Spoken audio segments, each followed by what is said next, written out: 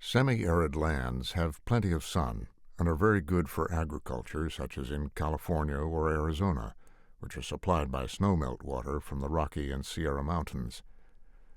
But most semi-arid lands around the world do not have such water supplies. 15% of the world's surface area is semi-arid.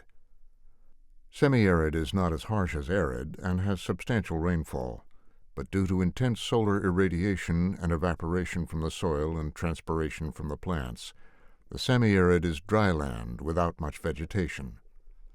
The combined term for evaporation and transpiration is evapotranspiration. There are, however, topographic exceptions in semi-arid dryland, as you can see in this rendering. When you travel in California, Texas, or the Middle East, you will see different patterns of vegetation on a hill with a slope to the north and a slope to the south. The northern slope is usually green and lush, since it is partially shaded, so evaporation from the soil and the plants is reduced. Therefore, rainfall is retained, allowing for vegetation growth, while the southern slope and the flat terrain nearby are bone dry. This is a public work project we saw in San Angelo, Texas, where, as you can see, grass appeared spontaneously on the northern shaded slope 2 weeks after digging. Our goal is to transform semi-arid dry land into arable land that can support cultivation by construction through earthmoving of slopes which will promote the vegetation patterns found on natural slopes. Crops will then be planted on the northern slope of the new arable land. Our research and development program includes scientists, agronomists, and engineers from Tanzania, Italy, Kenya, Botswana, Nigeria, India, Brazil, and the United States. The shaded slopes of the altered landscape will provide new arable land for cultivation. We plan to start in Africa, where the need is great. Engineers from Denmark and the Netherlands are helping with earth-moving robotics to create the slopes. 15% of the Earth's land surface is semi-arid, more than twice the total area of the United States.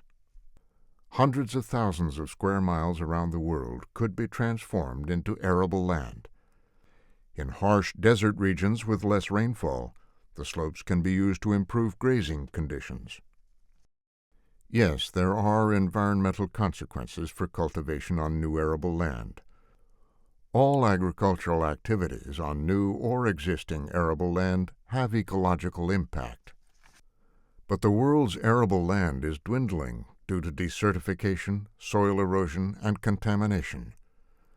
Most of the world's arable land today is already utilized, and for mitigating world food crises, formation of new arable land is crucial.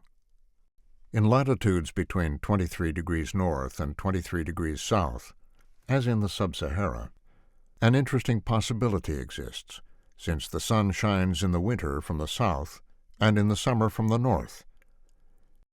Symmetrical slopes have the potential for using one slope in the summer and the second slope in the winter, depending on the annual rainfall patterns, making better use of the land. In addition, local food production could create jobs, reduce shipping cost of imported food, and provide economic development for countries which need it most. Since semi-arid soil requires more organics, the new arable land could also address climate change and could even become a carbon sink. We are developing new carbon sequestrant technologies for and by the semi-arid soil. Please see our website.